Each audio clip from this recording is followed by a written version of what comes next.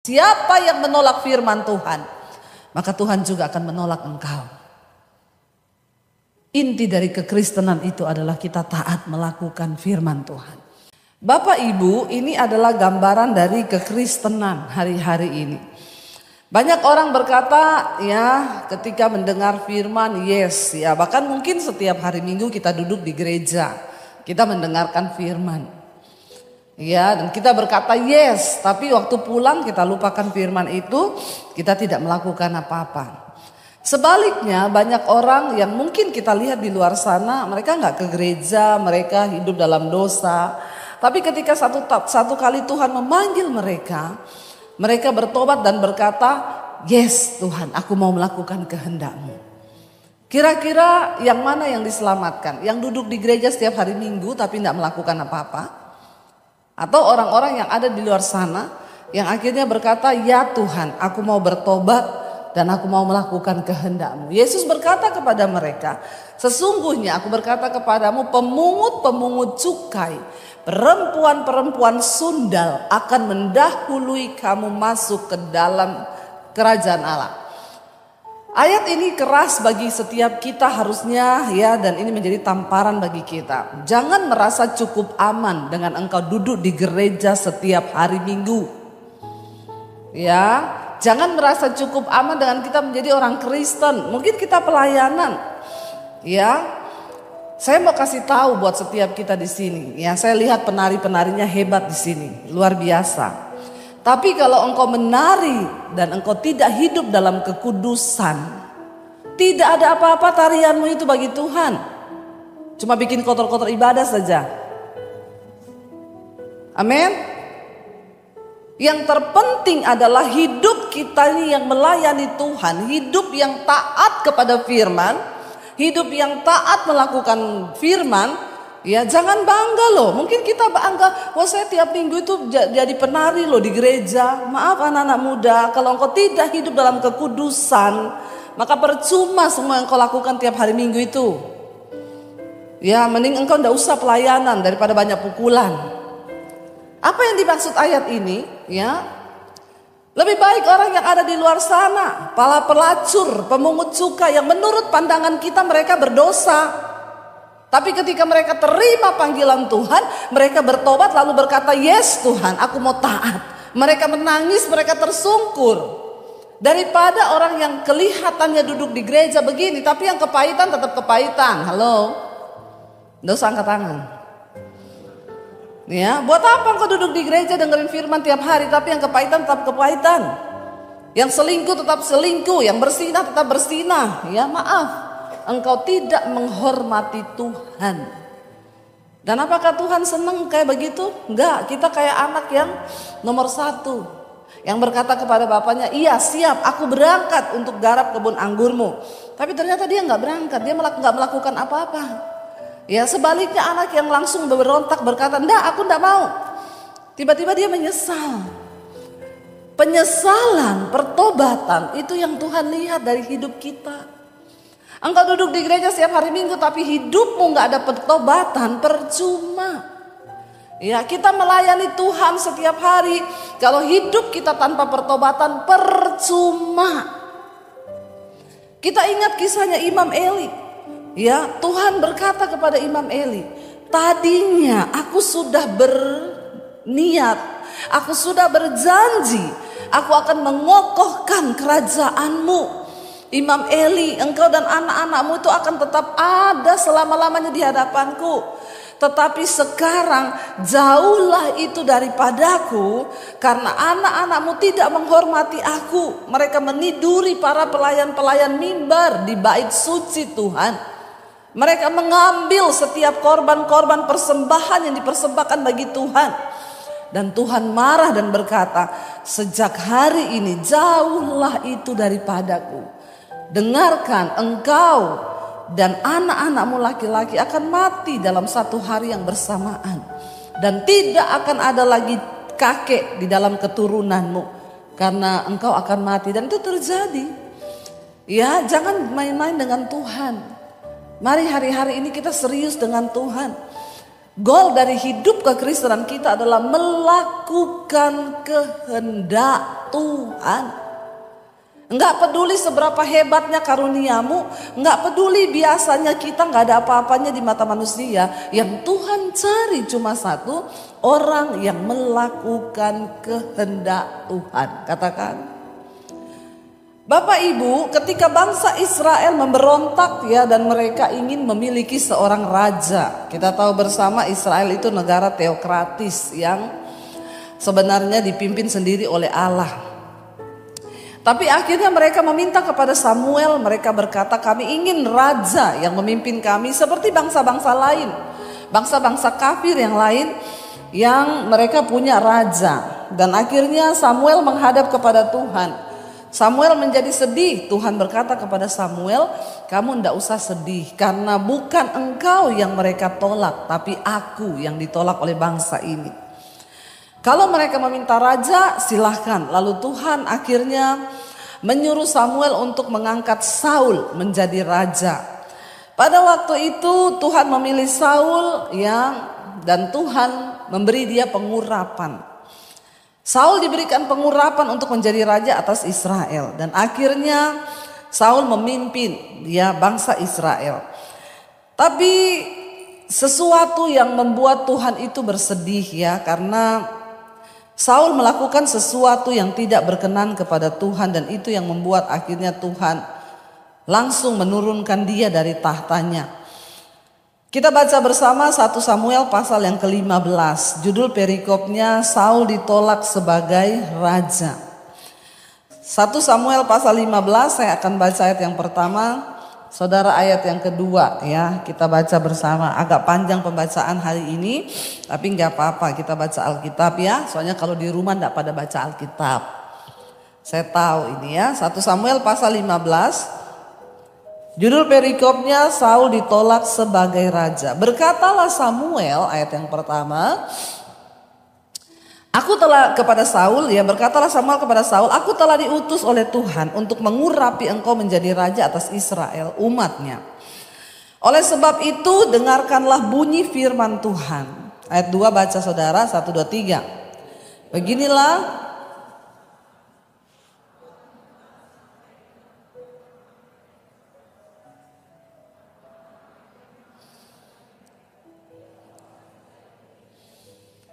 jadi pergilah sekarang, kalahkanlah orang Amalek, tumpaslah segala yang ada padanya, dan janganlah ada belas kasihan kepadanya, bunuhlah semuanya, laki-laki maupun perempuan, anak-anak maupun anak-anak yang menyusu, lembu maupun domba, onta maupun keledai. Kenapa Tuhan menyuruh dibinasakan semua? Karena orang Amalek itu orang yang tidak takut akan Allah, mereka bangsa yang ganas. Mereka menganiaya, mereka menyiksa orang, bahkan mereka ini selalu menghalangi bangsa Israel. Jadi Tuhan menyuruh pada waktu itu Saul sebagai raja untuk pergi menumpas habis baik semua keledai, onta dan semuanya. Ayat 4 baca bersama 1, 2, 3. Lalu Saul memanggil rakyat berkumpul dan memeriksa barisan mereka di Telaim. Ada 200.000 orang pasukan berjalan kaki dan 10.000 orang Yehuda. Ayat 5, setelah Saul sampai ke kota orang Amalek, disuruhnyalah orang-orang menghadang di lembah. Berkatalah Saul kepada orang Keni, berangkatlah menjauhlah, pergilah dari tengah-tengah orang Amalek, supaya jangan kulenyapkan kamu bersama-sama dengan mereka. Bukankah kamu telah menunjukkan persahabatanmu kepada semua orang Israel ketika mereka pergi dari Mesir? Sesudah itu menjauhlah orang Keni dari tengah-tengah orang Amalek. Ayat 7. Saul memukul kala orang Amalek mulai dari Hawilas sampai ke Syur yang di sebelah timur Mesir. Agag raja orang Amalek ditangkapnya hidup-hidup. Tetapi segenap rakyatnya ditumpasnya dengan mata pedang. Tetapi Saul dan rakyat itu menyelamatkan Agag dan kambing domba dan lembu-lembu yang terbaik dan tambun, pula anak domba dan segala yang berharga. Tidak mau mereka menumpas semuanya itu. Tetapi segala hewan yang tidak berharga dan yang buruk itulah yang ditumpas mereka. Lalu datanglah firman Tuhan kepada Samuel demikian. Aku menyesal karena aku telah menjadikan Saul raja, sebab ia telah berbalik daripada aku dan tidak melaksanakan firman-Ku. Maka sakit hatilah Samuel dan ia berseru-seru kepada Tuhan semalam-malaman. Tuhan sudah berfirman kepada Samuel, kasih tahu kepada Saul, pergi tumpas orang Amalek. Kira-kira kalau Tuhan yang menyuruh dan berkata seperti itu, kira-kira Saul pasti bakal menang atau tidak? Kalau Tuhan yang suruh, pasti menang kan? Bapak Ibu, kalau Tuhan yang suruh kita, ya percayalah bahwa Tuhan yang menyertai, Tuhan yang mengurapi. Saya sering berkata kepada hamba-hamba Tuhan, kepada anak-anak Tuhan, ya saya ini dapat visi dari Tuhan Bu, mau bangun gereja. Kalau kamu mau bangun gereja, Tuhan yang suruh, ndak usah cari-cari dana kanan kiri. Amin. Bingung juga ya kalau Tuhan yang suruh terus nyusahin orang, ya itu Tuhan yang suruh atau lu yang mau? Kalau Tuhan yang suruh maka pasti Tuhan yang menyediakan. Pasti ada jalannya, tidak usah kita coba tolong Tuhan. Orang Kristen sukanya banyak tolong Tuhan. Kalau Tuhan suruh ya jalan pakai iman. Ya saya suka ketawa kalau ketemu model-model hamba Tuhan. Ya nanti datang ngaku-ngaku ngomong bawa suara Tuhan. Ya apalagi ada sekarang di Jakarta hamba Tuhan yang bernubuat, ketemu orang-orang kaya, dia bilang, Bu, Tuhan menyuruh ibu memberkati saya. Siapa yang suruh? Tuhan. Saya pernah di telepon orang dulu gitu, Ibu, tadi malam ibu khotbah di gereja saya kan, saya dapat suara Tuhan waktu ibu lagi khotbah. Tuhan bilang, ya hubungi Bu Debbie, hubungi Bu Debbie. Ya terus saya tanya, buat apa ya Bu? Jadi begini Bu, saya tuh kan ada utang 6 juta. Terus saya dengar suara Tuhan, langsung Tuhan suruh saya minta uang sama Ibu Debbie 6 juta. Saya bilang, oh makanya tadi malam juga saya dengar suara Tuhan, kenceng apa Bu? Tuhan bilang jangan dikasih, jangan dikasih. Bingung gak lu? Ngaku-ngaku bawa suara Tuhan. Ya, dia pikir cuma dia yang bisa dengar suara Tuhan, saya juga bisa dengar suara Tuhan. Ya, kalau Tuhan yang menyuruh maka pasti Tuhan yang menyertai, Tuhan yang memberi kemenangan. Waktu Tuhan menyuruh Saul maju, maka sudah pasti ya kemenangan itu akan diraih. Makanya Saul maju, tapi Tuhan berfirman, ya semua harus ditumpas, tidak boleh ada yang disisakan. Ketika Saul maju berperang, dia menumpas semua binatang kambing domba yang buruk, yang kurus, yang jelek ditumpas. Tapi yang tambun, yang gendut, kambing domba, yang seger, bahkan harta kekayaan yang lain tidak ditumpas. Lalu Tuhan berfirman kepada Samuel, saat itu juga aku menyesal. Jangan sampai dalam hidup kita ini Tuhan menyesal. Aku menyesal, Tuhan bilang sudah memberkati dia. Saya kasih dia duit, duitnya tuh buat hura-hura. Dia pakai untuk bersinah, untuk melakukan segala kejahatan. Apapun yang Tuhan percayakan pada kita hari ini di tanganmu. Itu bukan secara kebetulan, karena Tuhan punya rencana. Ya bukan hanya harta, termasuk kesehatan. Kalau Tuhan kasih engkau kesehatan, tubuhmu itu engkau pakai buat apa? Ya, saya kemarin ketemu seseorang waktu pelayanan di Morowali, ya dia cerita kepada kita beberapa di situ, Bu, saya ini ya sering jatuh dalam dosa persinahan, kenajisan Bu.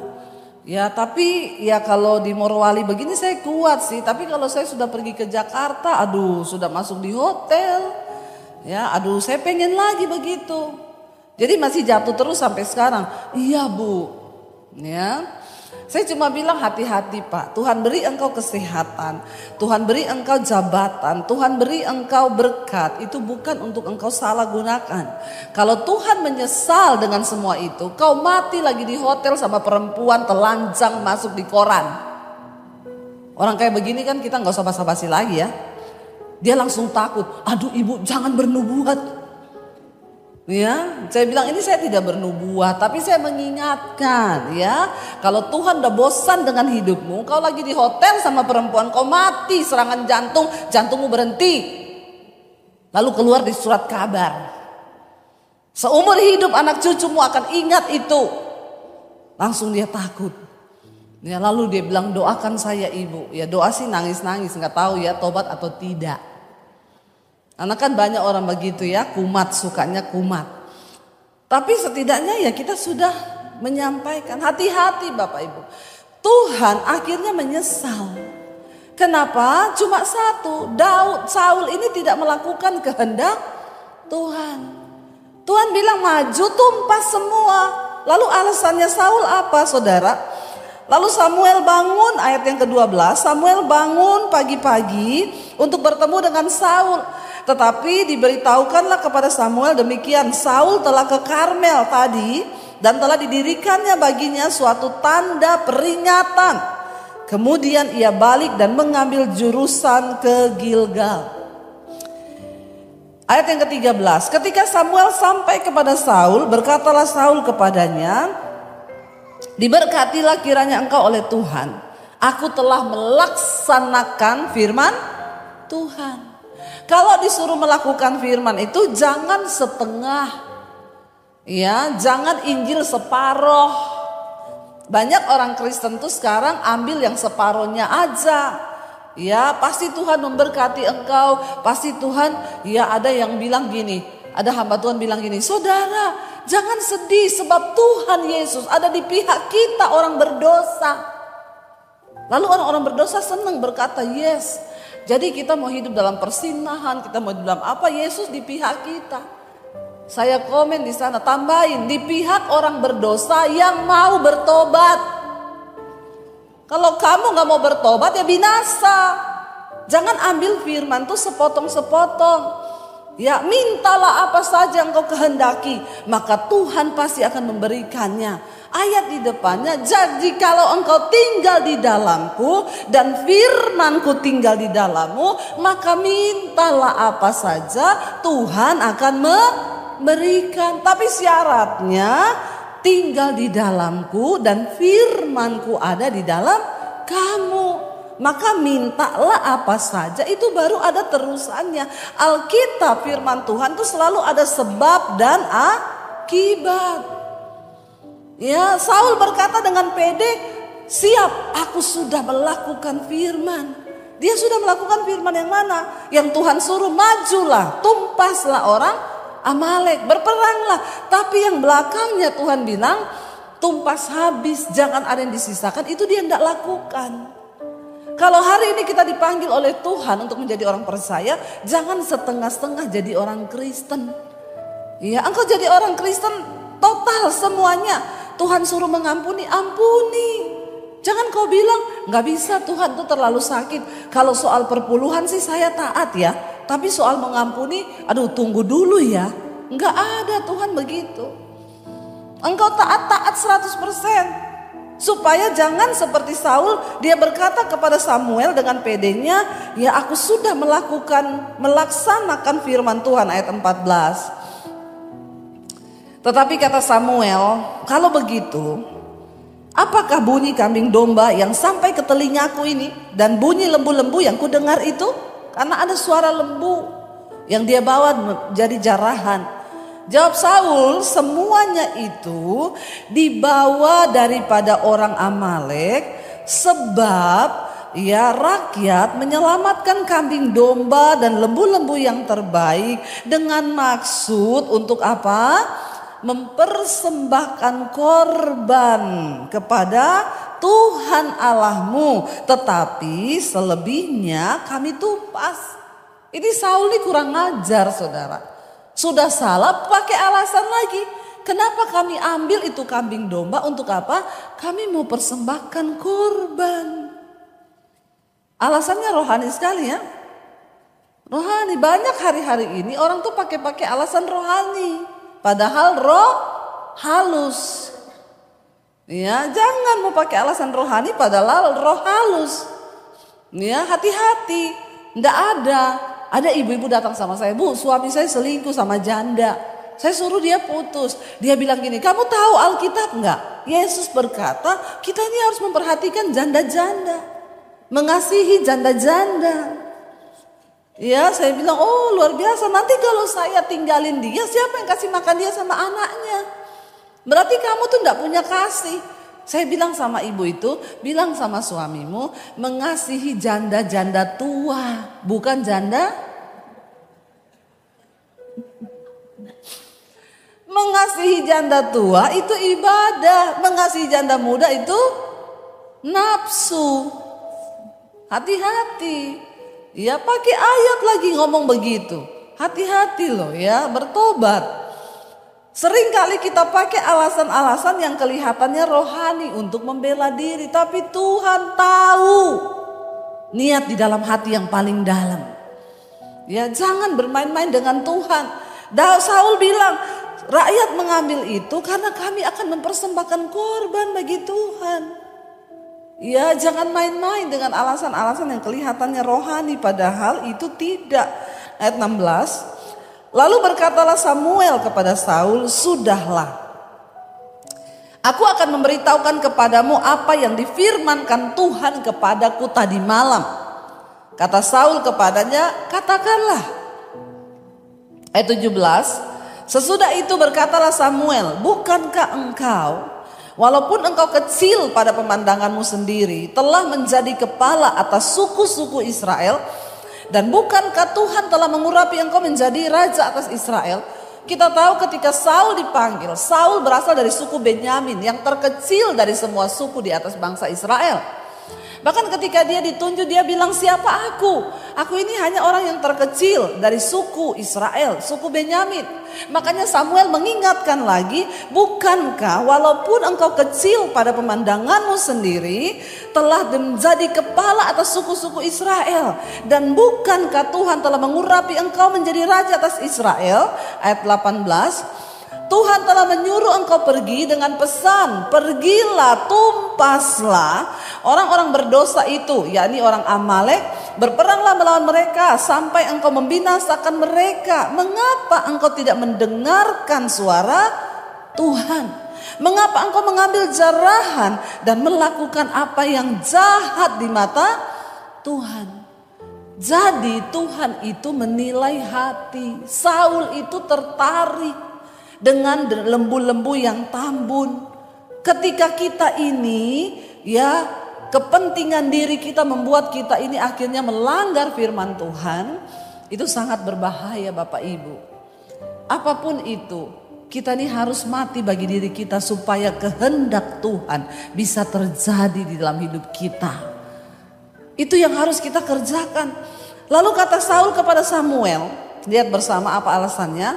"Aku memang mendengarkan suara Tuhan dan mengikuti jalan yang telah disuruh Tuhan kepadaku. Dan aku membawa Agag, raja orang Amalek. Tetapi orang Amalek itu sendiri telah kutumpas, tapi rajanya enggak, dibawa sama dia." Ya, ayat 21, lihat alasannya Saul.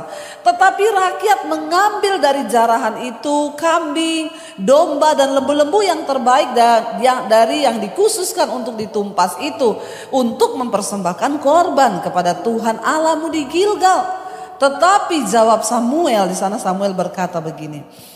Baca bersama ayat 22, 1, 2, 3. Tetapi jawab Samuel, "Apakah Tuhan itu berkenan kepada korban bakaran dan korban sembelihan sama seperti kepada mendengarkan suara Tuhan? Sesungguhnya mendengarkan lebih baik daripada korban sembelihan, memperhatikan lebih baik daripada lemak domba-domba jantan." Tuhan tidak tertarik dengan persembahan. Korban yang diberi dengan dasar hati yang tidak taat. Kita harus memberi yang terbaik bagi Tuhan. Tapi kalau pemberianmu tidak didasari oleh hidup yang benar di dalam ketaatan kepada Tuhan, maaf, gak ada dampak apa-apa. Banyak orang berpikir waktu dia kasih uang buat pelayanan, dia kasih uang buat gereja, oh itu sudah yang terbaik. Makanya dia buat dosa apa aja sudah aman. Maaf saudara, apapun yang kau lakukan di dalam pelayanan, kekristenan, tidak akan berdampak apa-apa tanpa ketaatan mendengar suara Tuhan. Amin. Biar semua yang kita lakukan itu berdasarkan ketaatan, mendengar suara Tuhan. Sekalipun rasanya itu sakit bagi daging kita, tapi kita mau taat. Ya, walaupun sakit, aku mau taat Tuhan. Aku mau setia Tuhan di dalam segala hal. Ya, apa yang menyakitkan? Mari kita belajar mempersembahkan itu. Asal itu menyenangkan hati Tuhan. Ingat baik-baik, ini adalah ayat yang keras. Sesungguhnya mendengarkan itu lebih baik daripada korban sembelihan. Memperhatikan itu lebih baik daripada domba-domba jantan, daripada lemak. Ya, karena Saul berpikir, ya kalau dia membawa domba-domba yang gemuk buat Tuhan, Tuhan akan senang. Tidak ada yang lebih menyenangkan hati Tuhan. Persembahan apapun tidak bisa engkau gantikan. Ya, persembahan tubuh itu yang terbaik bagi Tuhan. Persembahan hidup kita ini loh yang terbaik bagi Tuhan. Ya maaf, engkau mau beri perpuluhan berapa banyak pun, kalau hidupmu tidak bertobat, Tuhan tidak tertarik. Bapak Ibu, inilah yang harus kita ajarkan benar sama jemaat. Kadang gembala, pendeta itu cuma mengajarkan ya beri perpuluhan, beri ini, tapi yang ini tidak diajarkan. Ya makanya banyak jemaat yang binasa. Dia kasih perpuluhan banyak, dia kasih uang banyak ke gereja, tapi hidupnya nggak bertobat, selingkuhnya jalan terus. Ya dosanya jalan terus. Buat apa? Hari ini Tuhan mengingatkan kita, sesungguhnya mendengar lebih baik daripada korban sembelihan. Ketaatan melakukan kehendak Bapa, itu goal dari kehidupan kekristenan kita. Katakan amin. Jangan pernah engkau tukarkan apapun. Ya, karena ketaatanmu itu yang Tuhan mau. Ayat 23 di sana dikatakan, sebab pendurhakaan adalah sama seperti dosa bertenung, dan kedegilan atau kekerasan hati adalah sama seperti menyembah berhala dan terafim. Karena engkau telah menolak firman Tuhan, maka Ia telah menolak engkau sebagai raja. Bayangkan Bapak Ibu, ya kita lihat tidak main-main. Tuhan berkata, akhirnya Saul ditolak Tuhan sebagai raja. Saat itu juga ketika kita ini melakukan dosa, dikatakan di sana pendurhakaan, orang yang durhaka dan orang yang hidup dalam kedegilan itu hatinya keras, nggak mau bertobat. Itu dosanya sama dengan dosa bertenung, dan itu sama dengan penyembahan berhala. Makanya seringkali kita pikir, wah yang berdosa itu orang yang ikut dukun-dukun. Oh yang berdosa itu orang yang percaya sama kuasa gelap. No, waktu engkau keras hati, engkau tidak taat kepada firman Tuhan, dosanya itu sama bobotnya di hadapan Tuhan. Dengan pertenungan, dengan penyembahan berhala. Ya, jadi jangan bilang, oh dosa segini ini enggak. Ketika Tuhan bicara dalam hatimu, itu sekalipun berat. Ya, tapi ketika kita mau taat, saya tuh mau bersaksi. Berapa waktu yang lalu, saya tuh digerakkan Tuhan. Ini saya saksikan karena memang berat buat saya. Untuk kasih satu orang pendeta itu mobil, ya. Saya tuh simpan di dalam hati dan saya enggak mau ngomong ke suami. Karena saya tengking dulu itu suara, dalam nama Yesus ini pasti setan. Masa saya suruh beliin mobil untuk satu orang hamba Tuhan, ini setan. Tapi aduh, saya tidak sejahtera dengar suara itu di hati. Lalu Tuhan itu kasih spesifikasi, kalau kamu mau beliin dia mobil, beliin yang sama juga dengan wakilnya. Wakilnya itu baru beli mobil ini, ya kamu beliin setidaknya gembalanya sama wakil gembalanya sama lah mobilnya. Karena wakil gembalanya istrinya kerja, jadi dia bisa beli mobil. Nah gembala ini gak bisa, dia mau dibeliin gereja dia gak mau. Dia bilang jangan pakai uang gereja buat beli saya mobil. Jadi ya saya aduh saya simpan sendiri. Lama-lama tidak tenang saya dengan suara itu. Saya bilang sama suami, saya bilang gini, Tuhan, tolak ukurnya suami saya. Suami saya itu bukan pelit tapi agak perhitungan. Ya, itu bahasa halusnya. Ya, biasanya kan laki-laki itu lebih perhitungan ya daripada ibu-ibu, karena memang laki-laki itu pakai logika. Jadi saya tolak ukurnya gini, kalau suami saya boleh berarti ini Tuhan loh. Ya, bayangkan saya aja berat, saya yang suka nabur aja, mau menabur segitu tuh berat bagi saya. Ya, tidak mudah loh. Saya sudah hitung harga mobil itu 400-an lebih. Waduh, mahal Tuhan. Lalu saya bilang, saya tanya sama suami, kalau suami saya bilang iya, ini berarti Tuhan nih. Ya, bayangkan kalau suami saya dijamah Tuhan, beliin mobil itu ajaib, luar biasa, perkasa, hebat Tuhan. Ya, jadi saya tanya sama suami saya, aku mau ngomong apa? Aku tuh disuruh Tuhan loh. Apa? Beliin mobil satu orang hamba Tuhan. Sebab pendeta ini, suami saya diem. Saya tunggu jawabannya. Pasti enggak mau ini. Dia jawab gini, tahu enggak?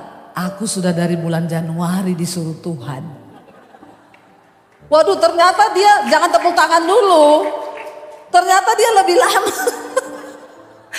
Ternyata justru Tuhan udah bicara sama dia tuli.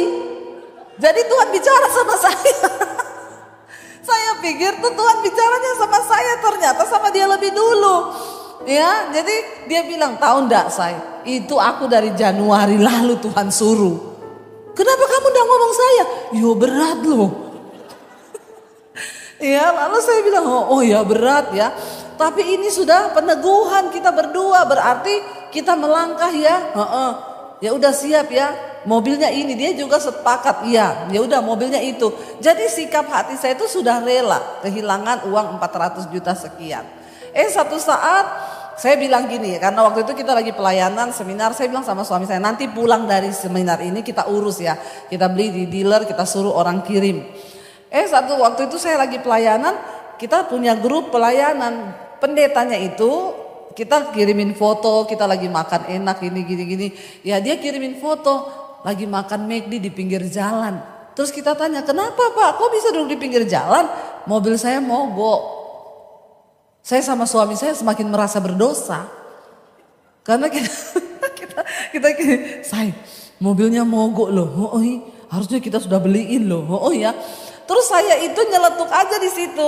Ada satu teman pengusaha, saya bilang, Pak, ya, lihat nih pendeta Pak, mobilnya mogok Pak. Tuhan ini lagi suruh saya loh beli mobil buat dia. Bapak mau ikut nggak? Dia langsung ngomong, oke Bu, kita paruan ya. Puji Tuhan. Tapi Tuhan udah lihat loh, hati saya dan suami sudah sepakat loh, ya kita relain ya uang segitu. Bapak Ibu, ya saya percuma khotbah kemana-mana, KKR orang dilawat Tuhan. Kalau mendengar yang begitu-begitu itu saya enggak taat sama Tuhan. Maka hilanglah semua itu yang saya lakukan. Mendengar itu lebih baik daripada mempersembahkan korban atau jadwal kegiatan pelayananmu yang penuh. Jadi saya belajar dari situ, ya saya bilang aduh Tuhan ya, dan memang ternyata pendeta itu lagi bergumul, dia bilang kalau untuk beli ya pakai uang gereja saya tidak mau. Tapi kalau untuk nabung juga dengan uang saya memang belum mungkin hari ini. Dan ya itu ternyata jawaban doa buat dia. Ya, dan saya melihat ketika kita ini hatinya rela, sebenarnya Tuhan tuh cuma mau lihat kerelaan hatimu. Sebenarnya Tuhan udah tahu kan kamu gak bakal keluar segitu banyak. Nanti aku kasih ketemu orang, nanti dia separuh, tapi hatimu rela enggak? Jadi ketika kita rela, ya saya bilang aduh Tuhan ya ternyata Bapak Ibu tahu setelah kami menabur itu, tidak lama sebulan berikutnya kami menuai berlipat kali ganda daripada itu. Saya cuma melihat di sini begini, sebenarnya ketika Tuhan mempercayakan kita jadi bendaharanya Tuhan, ya Tuhan tuh cuma mau lihat kita ini bisa dipercaya enggak. Kita ini taat nggak sama suaranya. Saya membayangkan kalau kita punya sekretaris ya. Misalnya Pak Hendrik punya sekretaris atau bendahara, dia pegang uang. Terus Bapak bilang, uang itu nanti kamu kasihin. Dia bilang gak mau Pak. Ya, kan enak aja tuh orang dikasih uang. Ini uang lebih enak kalau saya pakai. Kira-kira Bapak pecat nggak dia Pak? Ya, kalau kita punya bendahara, demikian juga hidup kita. Bapak Ibu, kalau engkau mau mengalami penuaian di hidupmu, kita kapasitasnya berbeda. Mungkin engkau tidak disuruh Tuhan beli mobil ya. Tapi saya dulu di Solo ada loh hamba Tuhan, dia mengalami mujizat. Dia cerita sama saya, Bu, saya dibeli mobil sama jemaat. Ibu tahu jemaat saya itu enggak punya mobil, Bu. Dia nyicil di dealer untuk saya. Waduh, itu mah saya angkat topi, angkat jempol itu. Itu orang pasti sudah benar-benar mematikan kedagingannya, mematikan dirinya sendiri ya. Dia nggak punya mobil loh. Tapi Tuhan suruh dia beli mobil untuk gembalanya dan dia nyicil untuk gembalanya. Itu lebih hebat lagi. Makanya kalau kita ngomong soal memberi Bapak Ibu, jangan tunggu kaya. Apa yang ada di tanganmu hari ini, ketika Tuhan bicara, ya lakukan itu. Ketika kunci dari kita ini diberkati Tuhan, zaman semakin ke depan ini semakin akan sulit. Alkitab berkata, bukan pakar ekonomi yang bilang, tapi Alkitab bilang akan datang masa yang sukar di akhir zaman. Tapi kalau engkau mau melihat Tuhan pelihara dan isi lumbung-lumbungmu, jadilah bendaharanya Tuhan yang dapat dipercaya. Aminnya sedikit. Nggak ada amin, langsung takut. Kalau sudah bicara uang, sorry aja Bu, suruh amin. Saya berani berkhotbah ini karena saya pun melakukan itu. Sampai hari ini hidup saya diberkati. Kenapa? Karena saya percaya waktu kita menjadi bendaharanya Tuhan, ya kita dipakai Tuhan. Ya saya kemarin ngobrol sama Bu Emi banyak ya di pesawat. Bu, sebenarnya pekerjaan Tuhan yang begitu besar tuh bisa terjadi dengan dahsyat di muka bumi ini kalau ada bendahara-bendahara tuh yang bisa dipercaya. Masalahnya Tuhan mau cari orang yang dipercaya udah sulit hari ini. Dia itu mau membuka keran berkatnya, tapi dia cari orang yang dapat untuk dipercaya. Kalau kita nggak lulus dalam hal mamon, sudah semuanya kita nggak lulus. Yesus mensejajarkan dirinya dengan mamon. Kamu tidak bisa mengabdi pada dua tuan, yaitu Allah dan mamon. Karena kalau kamu tidak setia pada yang satu, kamu juga pasti akan mengkhianati yang lain. Jadi tolak ukurnya hari ini kita cinta Tuhan atau tidak itu bagaimana sikapmu terhadap uang. Saul tergoda karena tambun ini lembu-lembu, lumayan, dagingnya besar, tapi dengan alasan nanti sebagian akan dipersembahkan sebagai korban. Tuhan marah saat itu, ya, dan Tuhan bilang itu dosanya sama seperti dosa bertenung. Waktu dirimu terikat dengan cinta uang, itu berhala Bapak Ibu. Jangan engkau pikir berhala itu hanya engkau sembah patung, enggak, itu berhala. Lalu dikatakan di sana, karena engkau telah menolak Tuhan dan firman-Nya, maka ia juga telah menolak engkau sebagai raja. Lalu ayat 24, berkatalah Saul kepada Samuel, aku telah berdosa sebab Tuhan telah kulangkahi titah Tuhan dan juga perkataanmu. Tetapi aku takut kepada rakyat, karena itu aku mengabulkan permintaan mereka. Ini Saul ini memang orang yang banyak alasan. Orang itu kalau ditegur banyak alasan tuh udah pasti nggak benar. Ya udahlah, kalau ditegur ngomong salah-salah aja. Yang pertama kan mau persembahkan korban untuk Tuhan. Yang kedua, soalnya saya didesak rakyat. Saya takut nanti kalau rakyat nanti ngomong begini. Ya orang kalau disalahin atau ditegur banyak alasan, udah pasti 100% dia itu salah. Memang benar salah. Ya kalau memang dia benar ya sudahlah, ngakui aja. Aku minta ampun, aku minta maaf. Iya ini memang salahku. Nunjuk orang lain lagi. Ini gara-gara rakyat. Saya juga tidak bisa menolak permintaan mereka. Sebab nanti saya takut kalau mereka tidak mendukung saya dan lain sebagainya. Ayat 25. Maka sekarang dia bilang, ampunilah kiranya dosaku. Lalu dia bujuk Samuel, kembalilah bersama-sama dengan aku, maka aku akan sujud menyembah kepada Tuhan. Niatnya apa? Bukan karena bertobat. Dia takut kehilangan ya jabatannya sebagai raja. Makanya dia bilang, Samuel ikut dengan aku.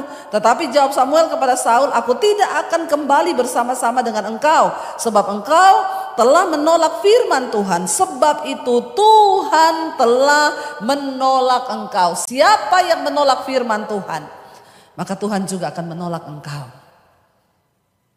Inti dari kekristenan itu adalah kita taat melakukan firman Tuhan.